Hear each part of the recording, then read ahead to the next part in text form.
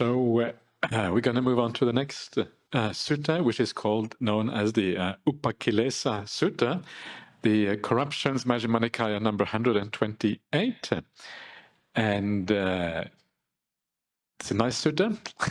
All the suttas are nice, but sometimes some suttas speak more to you than other suttas.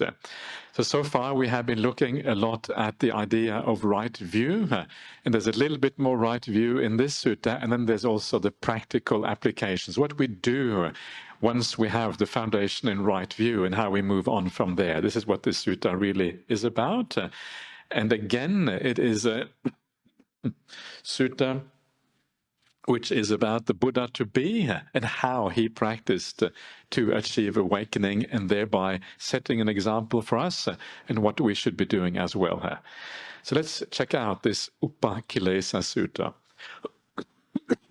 The word Upakkilesa means corruption, so it means like corruptions of the mind. So it's another way of thinking about the hindrances, but it's a bit more broad than the hindrances in this particular sutta. Okay. So here we go. So I have heard, this is Bhante Sudatta's translation, I believe. At one time the Buddha was staying near Kosambi in Gosita's monastery. Now at that time the mendicants of Kosambi were arguing, quarreling, disputing, continually wounding each other with barbed words. Yeah, so these are the monastics arguing, quarreling. And this is a very famous story in the suttas, and it is found in a number of places that is talked about. It is also mentioned very prominently in the Vinaya Pitaka. The Vinaya Pitaka is the one Pitaka which concerns all the rules and regulations of the monastic order. And it's very prominent because this was so divisive that the Sangha was split because of this. And it ended up becoming a very important foundation for a large number of rules about how to deal with the Sangha when it is split in this way. So the mendicants are arguing and quarreling, disputing. And sometimes when you think that the monks or whatever are arguing with each other, you would think must be about something very important. Otherwise, why would they argue, right? So this must be a really important matter, probably about, something about the kind of foundations of right view, or whether jhana is required or something like that.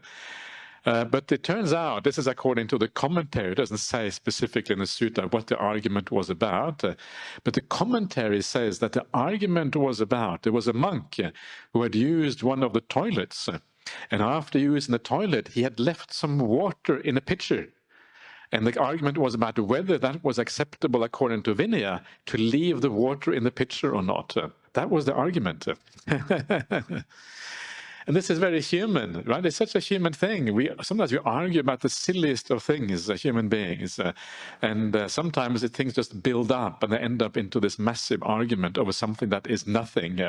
It's like the straw here that kind of breaks the camel's back kind of argument. But this argument about a silly, tiny little thing like this turned into a massive crisis, really, in the Sangha. The Sangha was about to split. We all know the severity of splitting the Sangha. This is what Devadatta tried to do, or he did actually. And one of the reasons of why that was such a terrible crime was because of the severity of doing that. So they were doing this, wounding each other, and with barbed words. The Pali for that is actually the Pali is right here, so I can see it. Mukha satihi vitudanti viharanti. Mutta sati is the sword of the mouth. Isn't that kind of nice? The swords of the mouth, the weapons of the mouth. And that's kind of true, isn't it? We can use the mouth, the words, very much as weapons in this life. And so they're using the words as weapons. And this is kind of what the barbed words are about here. Then a mendicant went up to the Buddha, bowed, stood to one side, and told him what was happening, adding, "Please, sir, go to those mendicants out of compassion." And the Buddha consented in silence. So this is quite nice in a way.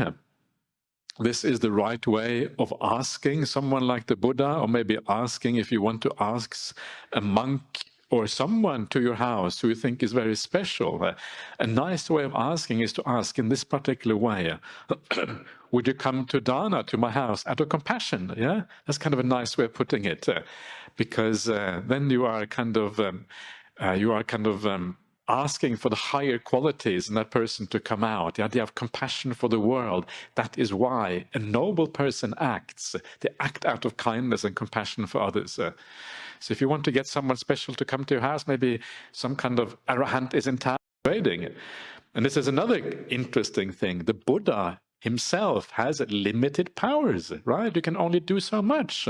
You can try, you can point the way to people, but the Buddha is not able to kind of do miracles and change people's minds just like that. He has to deal with the realities of human beings. And human beings are sometimes deluded and stupid. And they kind of follow the pack. And because the pack says argue, they argue. And that's kind of how these things tend to work out. And so what we will see, what the Buddha does, and this is often a very powerful strategy to make people listen, is to leave, right? You leave, and then when the Buddha is gone, then they start to understand what actually is disappeared. Yeah, and sometimes it's very nice to be not the number one monk in the monastery, because you are kind of you can shield behind the number one monk. Yeah. This is what I do, but Ajahn Brahmali is quite broad and wide, easy to shield behind Ajahn Brahm, right? He's kind of a big person. So I kind of go behind Ajahn Brahm, and that's actually incredibly nice. So he takes the brunt, he kind of has to deal with all the problems, and I can have more fun. No, actually, it's not really quite true. You have to deal with problems even if you're number two monks. But actually, it's very helpful to be number two monk. And sometimes I think to myself, well, one day Ajahn Brahm is going to be gone, just like the Buddha leaves here. And that thought of Ajahn Brahm being gone one day actually really gets you going and makes sure that you practice better. Because actually, that's quite a scary thought. Suddenly, you have to be in charge. And to be honest with you, the idea of being in charge of a large monastery like Bodhinyana does not thrill me in the least. It's like a dread to even think that thought, to be perfectly honest with you. But then when it happens, somehow, I don't know what will happen. But if it happens, then it usually works out, of course. But it is not it's a kind of always a reminder of impermanence. And so this is a very powerful teaching from the Buddha when he leaves. And actually he reminds the monastic order of impermanence, how things can change so quickly. It's a powerful lesson. One of the things that you find in the suttas is you find this idea of how to deal with people who are very difficult, right? How to deal with someone who is really hard to know how to change their ways. And of course, we try metta, we have compassion, but the Buddha says in the end, if nothing works, you have equanimity, right? You just don't engage with them anymore. Just let them do their stuff because they're not going to listen anyway. So you just have equanimity. You don't become upset with them, but you kind of cool, yeah? And they and after a while, they get the point if you have equanimity towards it. So there's many strategies for, like wholesome strategies for dealing with difficult situations like this. Anyway, then the Buddha robed up in the morning, and taking his ball and robe, he entered Kosambi for alms. Again, you see the Buddha going for alms, right? You see this repeatedly in the suttas. The Buddha is not somebody who just sits on a big throne in the monastery and gives Dhamma teachings all the time. He acts like a monk. Before we saw that he shaved off his hair, he put on the ochre robes. He would have looked like a monk, shaven hair and robes like the monastics. Then he goes for alms food, yeah? Isn't that kind of cool? Imagine the Buddha coming for alms round. How would you feel if the Buddha came to your house for alms round? Wouldn't that be extraordinary? But actually, it probably wouldn't be as extraordinary as you think. Yeah, because the Buddha, when he comes, he isn't very much like an ordinary monk. Of course, he's special because of his qualities, but not as special as perhaps we tend to think. Yeah, he is a person among people. And so this kind of humanizes the Buddha. Yeah, it makes it into a human being, and it takes away some of the... I like the idea of putting people on the right kind of pedestal. Instead of putting Buddha on the God pedestal, the universal principle pedestal, we put him on the human being perfected pedestal. That's the right pedestal. And then we think about the Buddha in the right way. And all of these little things here, seeing how he interacts with the Sangha, how the monks sometimes dismiss him, how he walks for alms, how he deals with people. All of these things gives us an insight into the Buddha as a human being. And I find these little things very useful. I start to think about the Buddha in the right way. I know he's awesome. Yeah, the Buddha is obviously awesome. Awesome is a translation of sadhu. That's Ajahn Brahm's translation of sadhu. So the Buddha was sadhu, he was awesome. But he was also a human being. And this is kind of what comes out here. So he goes for alms, he takes his ball and robe. After the meal, on return from alms round, he set his lodging in order. Where is the upatak when you need one? Where's the attendant? Isn't someone supposed to help the Buddha? Again, the Buddha is kind of an ordinary monk. He sets his lodging in order. He doesn't have a problem with that. He doesn't have an ego which says, I am too important to set my lodging in order. No, even though he is the most important person in recorded human history, which he obviously is, that is why he's so important, because he's humble. He just does what he has to do. He doesn't have an ego. This is one of the aspects of being the most important person, that you don't take yourself as being important. Yeah. And you see things like that also with Ajahn Brahm. Yeah, Ajahn Brahm, sometimes he will open the door for the most junior monk in the monastery. And a junior monk, it depends on what kind of junior monk it is. If it is a brazen junior monk, he kind of walks through and with entitlement. But if it's a more modest junior monk, he will say, oh, thank you, and he will kind of go through the door. Right. Yeah. Anyway, something like that, right? You can see that people who have gone a long way on the path, they have this kind of different attitude to things. And when you read the suttas in this way, you can see something, you see things that you normally don't think about as being part of what it means to be a Buddha. It's different from how we normally think about the Buddha, and that's why it is kind of useful. So he sets his lodging in order, he does that himself, kind of whatever is required. Then he takes his ball and robe, and then he recites these verses while standing right there. And these verses are very famous verses. They are found here, they're found in the Vinaya Pitaka, they're also found in the Dhammapada. So these are found in many different places. And you will probably recognize these verses as I read them out. When many voices shout at once, no one thinks that they are a fool. While the Sangha is being split, no one thought another to be better. Dolts pretending to be astute, they talk their words right out of bounds, they blab at will, their mouths agape, and no one knows what leads them on. They abused me, they hit me, they beat me, they robbed me. For those who bear such a grudge, hatred never ends. They abused me, they hit me, they beat me, they robbed me. For those who bear no such grudge, hatred has an end. For hatred is never settled by hate, is only settled by love. This is an eternal truth. Others don't understand that here we need to be restrained. But those who do understand this, being clever, settle their conflicts. Breakers of bones and takers of life, thieves of cattle, horses, and wealth, those who plunder the nation, even they can come together, so why on earth can't you? If you find an alert companion, a wise and virtuous friend, then overcoming all adversities, wander with them, joyful and mindful. If you find no alert companion, no wise and virtuous friend, then, like a king who flees his conquered realm, wander alone like a tusker in the wilds. It is better to wander alone, there is no companionship with fools. Wander alone and do no wrong, at ease like a tusker in the wilds. So these are very famous verses.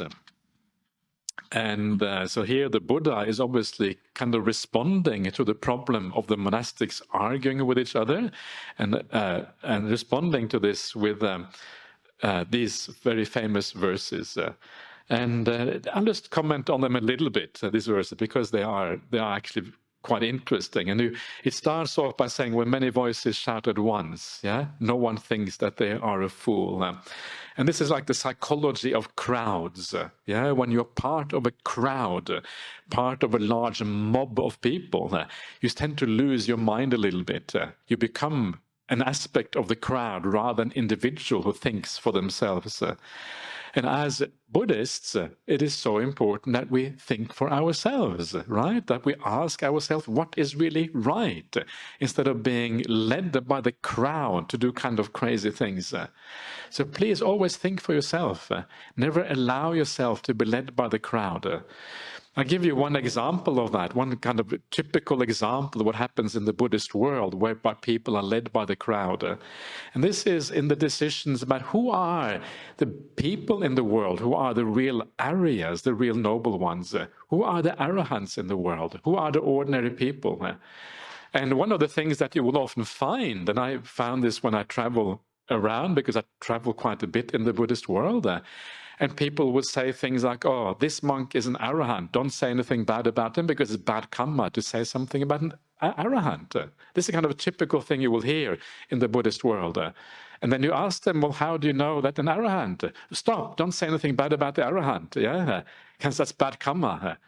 What do you mean? How do you know? Is that no?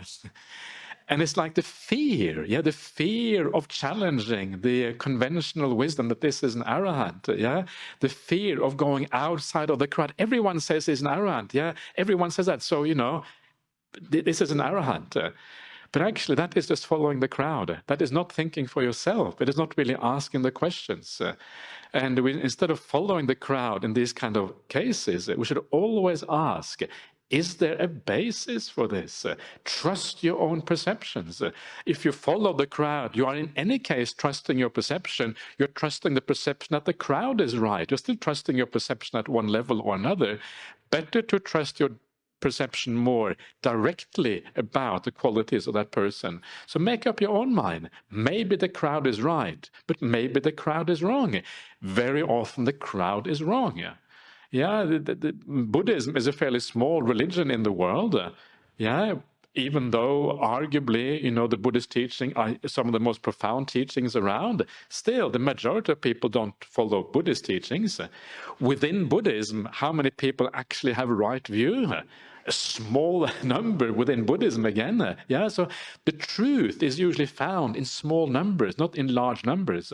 So if everyone says this is an arahant, sometimes that can be grounds for skepticism right there, because the crowd very often get it wrong. Not always, but often they do. So this is kind of the classic example. And one of the things that you find in the suttas, which is interesting, is that if you praise someone who is not fully enlightened, someone who has bad qualities, and you praise them to make them sound like something they're not, actually that is not good. It can be bad karma. If someone has bad qualities, we should be honest about those bad qualities. Otherwise, there is a problem. So this idea that we should just follow the crowd and hush, hush, don't say anything, it's an arahant, actually, that is a very dangerous thing, and something that we should not really be doing in the Buddhist world.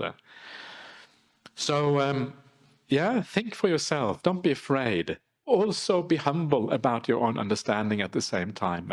Don't be big-headed, right? I know.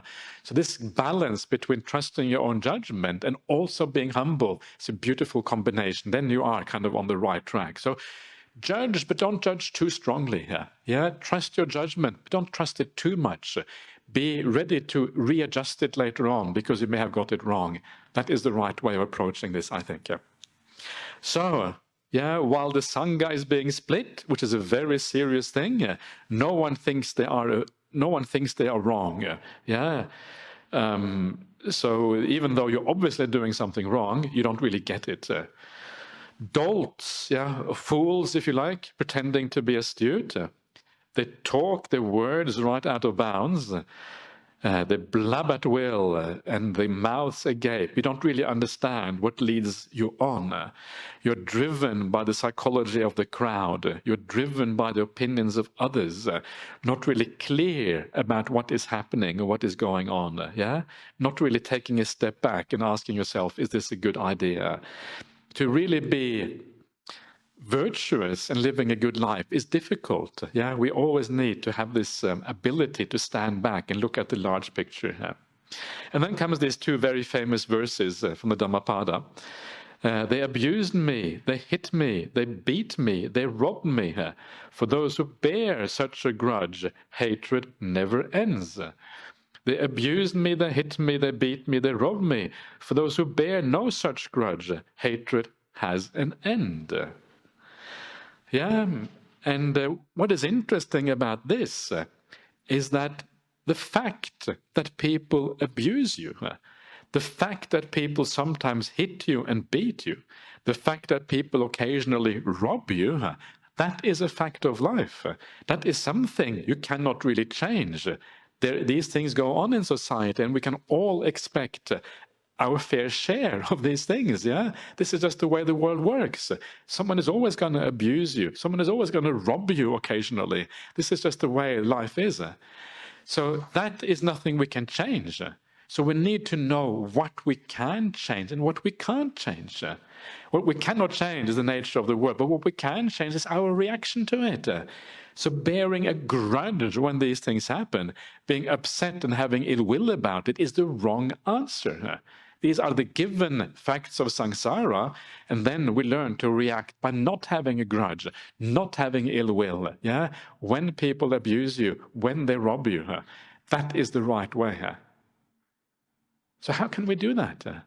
How can you not have ill will towards someone who abuses you? If someone comes up to you and kind of shouts at you and says all bad things about you, you're a terrible person, or whatever they say about you, how can we not get angry about that? And of course, the answer is found very much in things like the simile of the saw. You know the simile of the saw? Kakachupama Sutta, yeah, famous simile. And the simile of the saw is the idea that even if bandits come and they saw you apart limb by limb with a two-handled saw, the Buddha says you should only have metta and compassion for those bandits. Yeah, that's kind of the level of the Buddha, setting the bar very, very high. So I always say we should ask for a volunteer in the audience to see how good your metta is. We put you out on the floor over here, and we get Tina to bring out a saw, and we'll see what. No, Tina probably wouldn't do that. She'd probably stop me before I got to that. Our insurance is not covering that. Okay, we don't have insurance, so we can't do it. Otherwise, we would do it. Okay, good. So I'm glad we don't have insurance. So that's kind of probably a good thing in this case.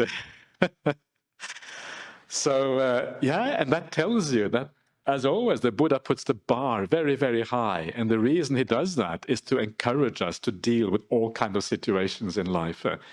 So how do we do that? Well, the way we do it is that we know that if someone abuses you, actually it's got nothing to do with you. It's not your problem if the other person abuses you. It's their problem. They are the fool if they abuse you. And if they want to be a fool, it's their issue. They're going to have to, to reap the bad karmic consequences of that. Why are you worried if another person abuses you? The reason you're worried is because somehow you feel it is personal. They are attacking you. But remember, it is not personal. They would do that towards someone else who was there in your place. Yeah, this is someone who has a problem. It is their problem, not your problem. Don't take it personally if someone abuses you. It's got nothing to do with you. So we have to get away from this idea of taking things like this personally, because actually it is not personal. It is just their defilements coming out in a certain way. It is their problem, not your problem. And that is a beautiful way of thinking about it. So when someone abuses you, actually the right response, instead of getting upset, is to have compassion for them, because they do have a problem. They are creating bad karma. They are trapped in some kind of a misperception of the nature of reality. Yeah, they are trapped in their own stupid habits. That is the reality of that person. It's a beautiful way of thinking about things. And the reason we get upset is because we are kind of locked into our own little world, our own little reality. Yeah, this is my world, you're attacking my world. And then we get upset. It's kind of a self-centered thing. That's why we get angry with people.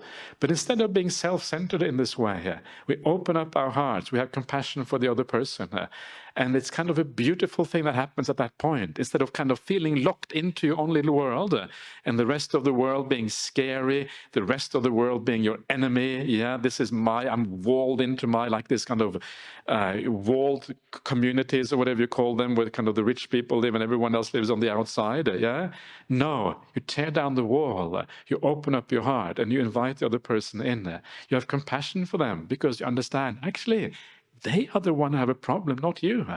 And you go from a small little self-centered world to an expansive world of compassion in the finger snap because you change your perception of what is going on. This is the power of perception. This is the power of right view. This is how you can not get upset when someone abuses you, when someone robs you, even when someone hits you. This is how you need to think. It's very simple. It's very sensible when you start to think about it in the right way. Yeah, it is not very hard to do. You just need to apply it again and again and again. And one day, suddenly you find yourself not getting angry anymore. You think, wow, suddenly one day you don't get even the least upset when someone is abusing you. That is like a massive victory. And then you really start to understand what these Buddhist teachings are about. Guaranteed you can do it. Maybe you think this is impossible. Guaranteed it is not impossible to do. It can be done. You just have to apply yourself. Okay, let's go on to the next verse. For never is hatred settled by hate. It is only settled by love. This is an eternal truth. Yeah, we know how that is true. If you hate the hating people, it just goes on in circles, yeah, round and round. But the moment you stop and the moment you kind of look at them with new eyes and have compassion, then it breaks that vicious cycle and suddenly things head in a different direction. Others don't understand that here we need to be restrained. But those who do understand this, being clever, they settle their conflicts. Yeah, you hold back.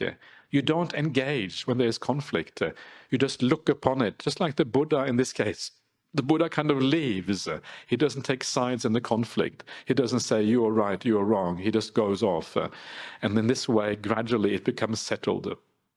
So never engage. Yeah, this is kind of the thing. Yeah, I just watch Ajahn Brahmali sometimes, and the way he deals with people and deals with the world is this beautiful non-engagement. Yeah, this observing what is happening, but not really taking sides, not taking part. It's a very kind of peaceful way of living here. And so see if you can do that as well. You restrain, hold back, you don't engage. And then you have the Buddha's lament over his monks, right? This is kind of beautiful lament. Even the breakers of bones, the takers of life, the thieves of cattle, horses, and wealth, those who plunder the nation, even they can come together. So why on earth can't you? The Buddha is lamenting that his monks are not living up to the standards of the criminals in society. If you find an alert companion, a wise and virtuous friend, and overcoming all adversities, wander with them joyful and mindful.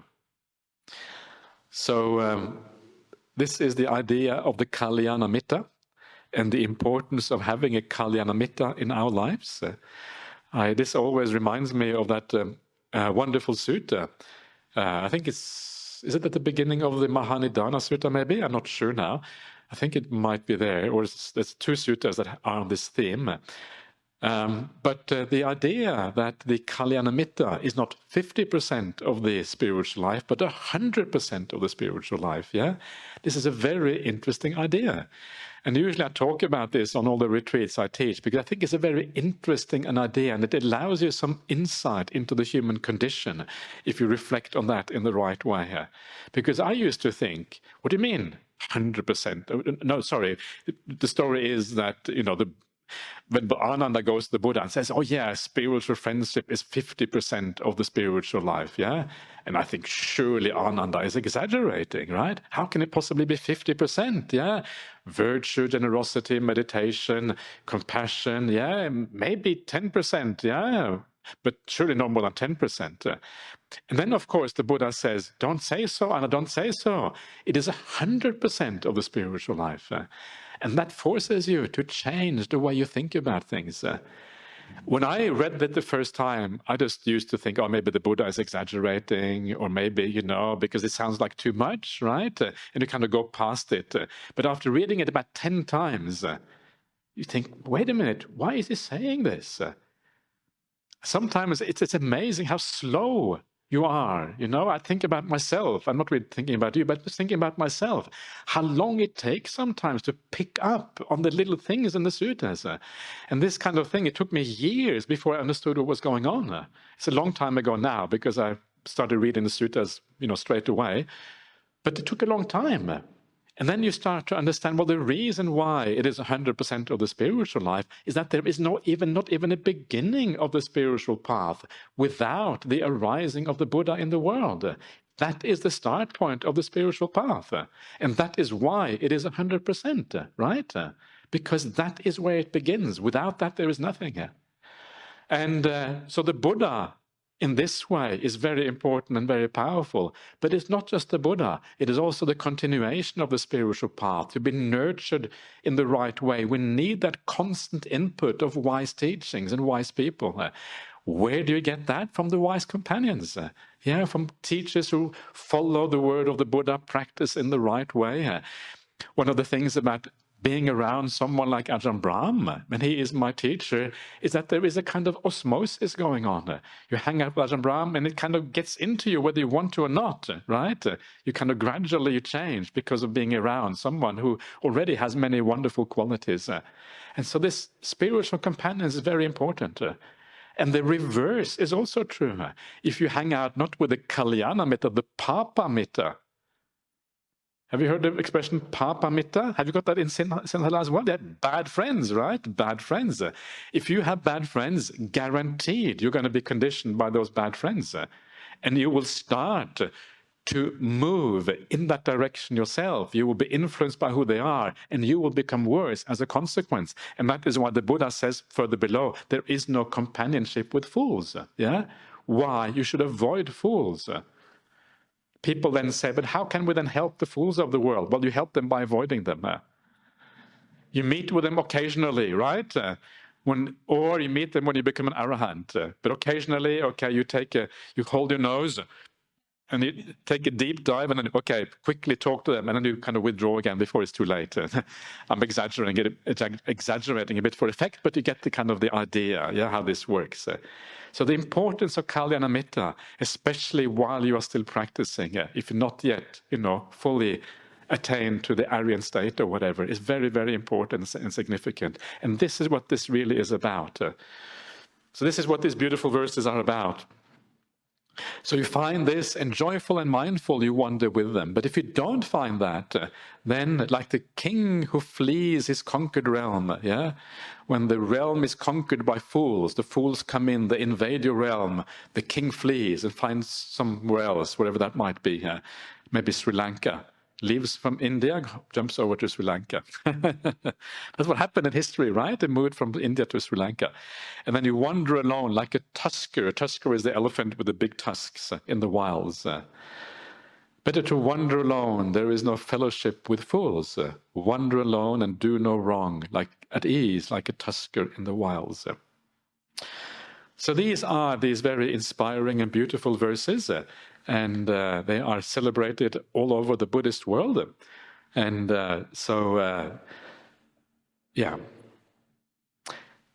Okay, so now let us carry on. So the Buddha is now he has set his hut in order. He has spoken these verses, and then, of course, he leaves. So after speaking these verses while standing, the Buddha went to the Balakalonaka Balakalonakara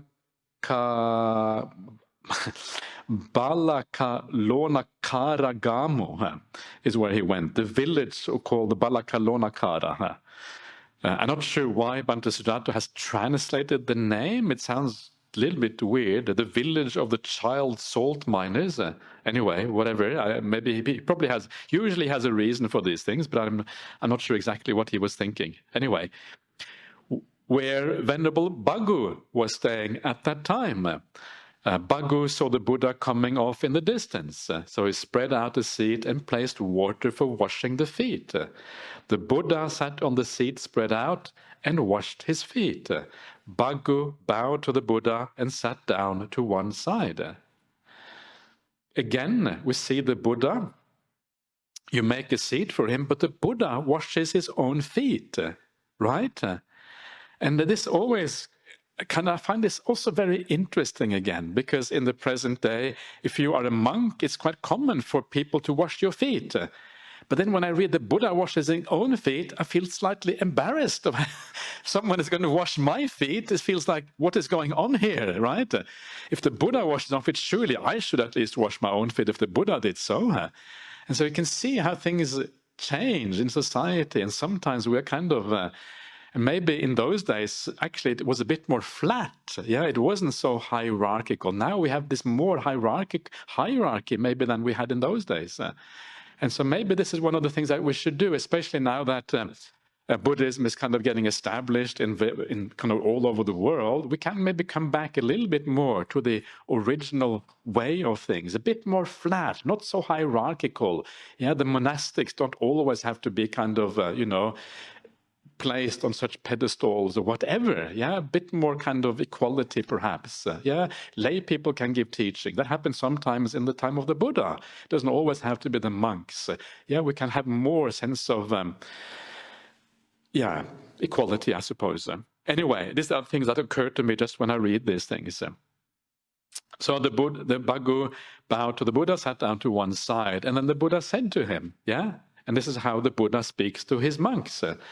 I hope you're keeping well, mendicant. I hope you are all right. I hope you have no trouble getting alms food. Yeah, it's kind of this beautiful way of starting a conversation. I hope you are keeping well. Looking after his monks. He knows that these are his disciples. Are you having enough alms food? This is what any kind of hospitable person would do. Have you had a nice meal and these kind of things? This is the Buddha looking after you. It's kind of sweet, isn't it? It's kind of nice.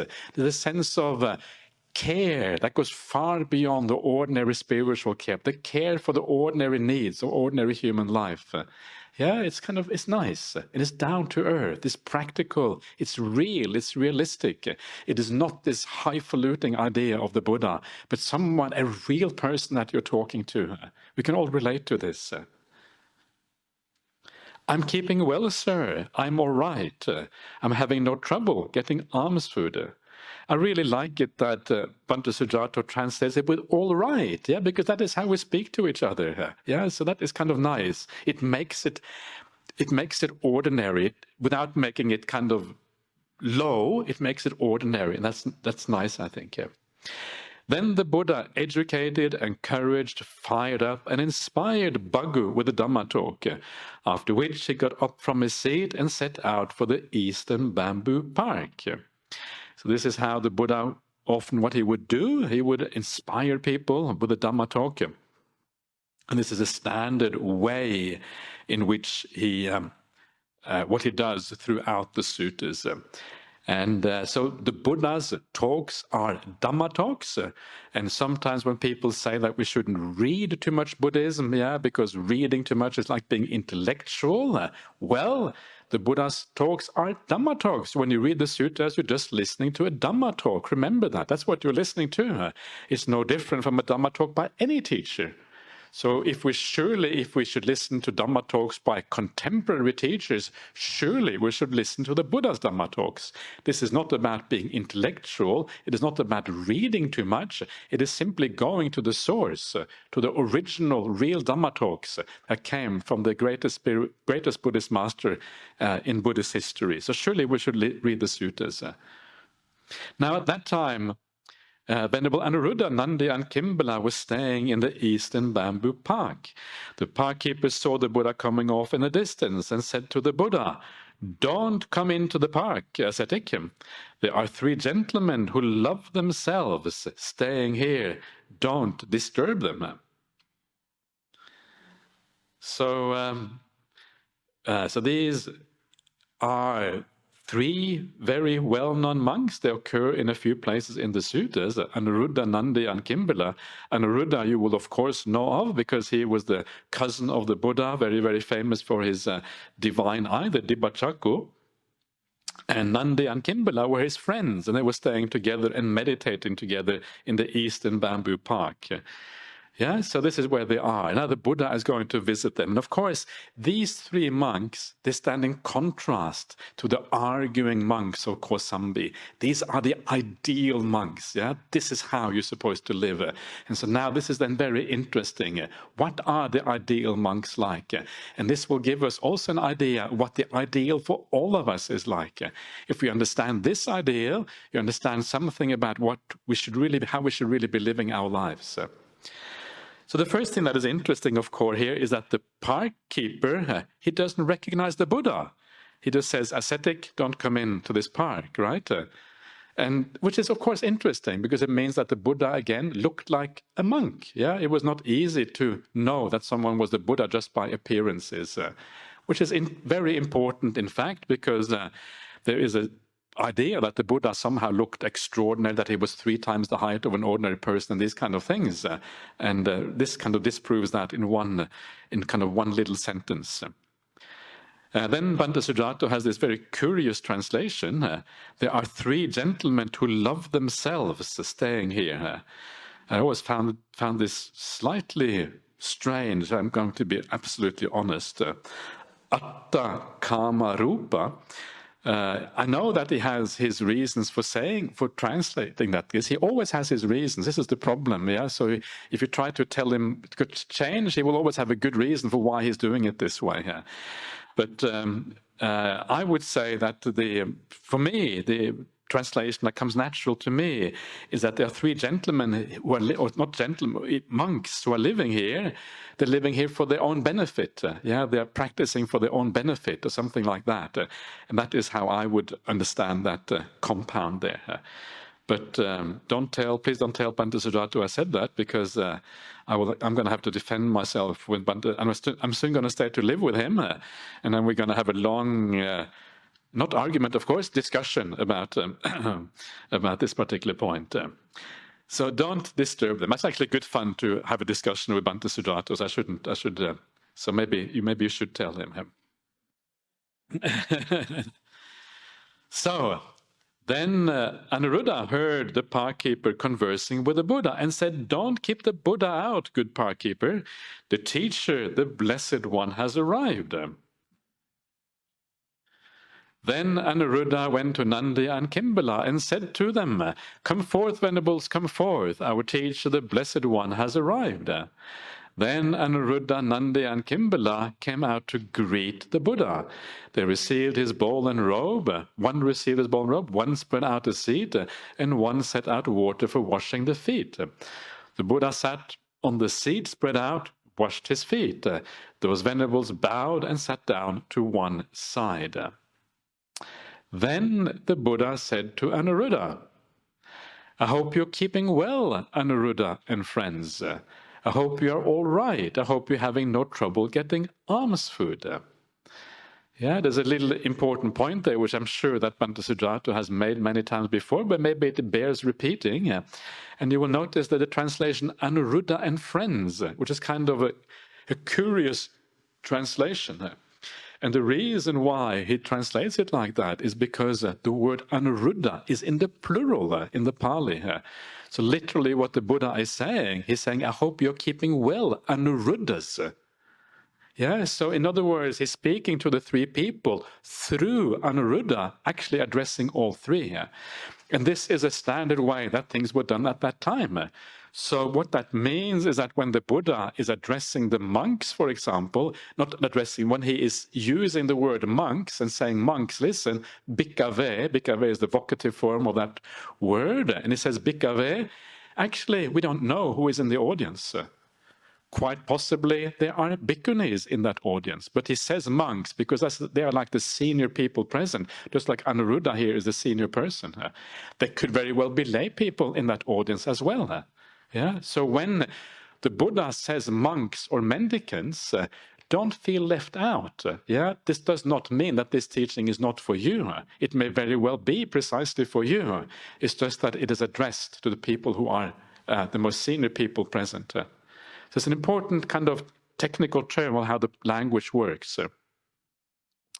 And then Anuruddha replies, "We are keeping well, sir. We are all right. We are having no trouble getting alms food. I hope you're living in harmony, appreciating each other without quarreling, blending like milk and water, and regarding each other with kindly eyes." It's a beautiful phrase that you find in the suttas in many places. Living in harmony, no argument, no quarreling, appreciating each other, right? Having an appreciation for your kalyana mittas on this path. Wow, so lucky. I'm so lucky to have such kalyana mittas. This is kind of part then of the meditation. I mentioned it yesterday, where you actually appreciate having all of these beautiful people for your friends. What a wonderful thing that is when you think like this. It then enables the meditation to happen because you have the right kind of attitude. Blending like milk and water. There's no separation. It's like this kind of easy moving together, working together, regarding each other with kindly eyes. Indeed, sir, we live in harmony, as you say. And how do you live in this way? And here you come to this beautiful little phrase, and I think this is really simple, and it is very kind of straightforward, but also very profound at the same time. And so what he says is this: in this case, sir, I think I'm fortunate, so very fortunate, to live together with spiritual companions such as these. I consistently treat these venerables with kindness by way of body, speech, and mind, both in public and in private. I think, why don't I set aside my own ideas and just go along with these venerables' ideas? And that is what I do. Though we are different in body, sir, we are one in mind, it seems to me. This is what they do, right? This is how they live their life. This is the idea of living in harmony. And based on this, what comes afterwards is basically the practicing of meditation and the ability to get these lights and get these forms, then the entry into the jhanas, and finally down the track, they all become arahants. But this is the foundation for arahantship. This is what you have to do. This summarizes the ethics, the kindness, the generosity, the right attitude, the mental attitude we're supposed to have on the spiritual path. If you can do this, you can become an arahant. Isn't that cool? It is so simple in so many ways. At the same time, it is so beautiful because it's quite profound, and it's quite difficult, of course, to live like this. So can you think like this? How fortunate I am, how very fortunate to live with spiritual companions such as these. If that is how you think about the people in this room, that is how you think about the people in your life, the monastics, the lay people in your life, maybe the Buddha, all of these things coming together here, and you see yourself as fortunate to have such companions, that is the idea of metta in a nutshell, right? And if you close your eyes and you have that kind of feeling for your fellow people, your fellow Buddhists, you're going to feel happiness inside. There's no two ways about it. And that happiness then becomes the source for the entire your ability to practice meditation as a consequence. So see if you can think like this. Actually, you are very fortunate. Are you aware? Sometimes we don't know how fortunate we are. I sometimes forget this all the time, to think about how fortunate I am.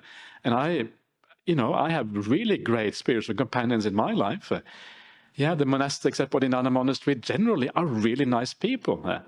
Sometimes there are small little problems, but generally speaking, they are wonderful. I have a teacher like Ajahn Brahmali, I have the Buddha who is there. How can it get much better than that? And then when I come to Sydney, everyone treats me with enormous amount of kindness and care. It's beautiful. So try to get into that mind state. How fortunate I am. There are so many difficult people in the world. There's so many wars going on. There's so many people who are not really kind. So many people not even trying. At the very least, the people here today, at least we are trying. That is worthy of an enormous amount of respect that you are trying at the very least. You may not be perfect yet. How fortunate I am to have spiritual companions such as these. Such a beautiful sentiment. See if you can get your mind into that way of thinking. And then you are really creating a very solid, powerful foundation for the whole meditation experience, for the samadhi, for the insight, all the way to the very end of the path. Then, you treat them consistently by kindness, by body, speech, and mind. Well, if you think like that, that's what you're going to do, right? It's automatic. In public and in private, you have integrity about this. You always have this kind of way of thinking. You set aside your own ideas to go along with the ideas of the others. This is what we need to do when we have committees. Committees are notoriously difficult to work on, notoriously arguments and problems in committees. But sometimes committees are really good committees. And I was speaking to Tina earlier on, and she told me about the committee at the Metta Center. And she told me how people work together in harmony. And then Venerable Karunika was telling me about the committee at Santi, and said they too are working together in harmony. I thought, wow, these are two of the first committees I've heard about who really work together in harmony. What a wonderful thing that is. It means we have got some really good things going on right here in Sydney. Two committees work in harmony. That's kind of in one place. That's like a high density of good committees, they call that. So that's wonderful, right? And that is exactly how you get committee work to happen. Set aside your own ideas. It doesn't matter so much what the decision is. We all think that our ideas are the best. It's always like that. But actually, very often, the real results are in how we implement those ideas. And the implementation, a very important part of that, is precisely the harmony and how we work together. So okay, it goes this way. Maybe it's not the perfect solution. Doesn't matter. It's good enough. It will bring things forward. Then at least we can work in harmony, and at least we can express the teachings in the right way. That is probably the most important thing we can do. So this is a beautiful way of thinking. And then you set aside your own ideas, and then it is as if you're different in body, but as if you're one in mind. Working together. Then the Venerable Nandi and Kimbala spoke likewise, and they added, that is how we live in harmony, appreciating each other without quarreling, blending like milk and water, regarding each other with kindly eyes. Good, Anuruddha and friends, but I hope you are living diligent, keen, and resolute. Indeed, we are living diligently. The word diligent here is pamada, and my preferred translation is something like heedful or careful. Diligent, to me, emphasizes too much the hard work side, whereas heedful emphasizes more the wisdom side. You are careful in what you're doing. And the idea of pamada, it has a wisdom side to it. It's not just about hard work and being diligent, it's about being wise about how you do this. Keen and resolute, I think, are fine. How do you live like this? In this case, sir, whoever returns first from alms round prepares the seats and puts out the drinking water, the rubbish bin. And if there's anything left over, whoever returns last eats it if they like. Otherwise, we throw it out where there is little that grows or drop it into water that has no living creatures. Then they put away the seats, the drinking water and rubbish bin, and they sweep the refectory. If someone sees that the pot for water for washing, drinking, or the toilet is empty, they set it up. And if he can't do it, he summons another with a wave of the hand, and they set it up by lifting it with their hands together. But we don't break into speech for that reason. And every 5 days we sit together for the whole night and discuss the Dhamma. That is how we live, heedful, keen, and resolute. Simple. The idea is just the idea of harmony, doing what needs to be done, working together in a harmonious way. That is really what they do. And then they discuss the Dhamma every few days. Yeah, that is what this is about. Very, very simple. The main ideas of loving kindness were actually expressed in the previous paragraph, and this is more like the result. And when you have loving kindness for each other, you work in harmony in this way. Then the Buddha says, good, good, Anuruddha and friends, but as you live heedfully like this, have you achieved any superhuman distinction in knowledge and vision worthy of the noble ones, and meditation at ease? I'm going to leave you hanging right there, because this is when it gets really exciting. Yeah, so let's make sure you come back for the last session. So it's exactly 3 o'clock, yeah, so it's actually perfect timing. And then we're going to look at what happens as a consequence of living with great care in this way. So now hand it back to Tina again. So please, Tina. Thank you so much, Ajahn. So we'll be back at 3:30 to continue with this sutta, so we can know whether or not they have achieved any superhuman distinction in knowledge and vision. So please come back at 3:30 and we will start then sharp.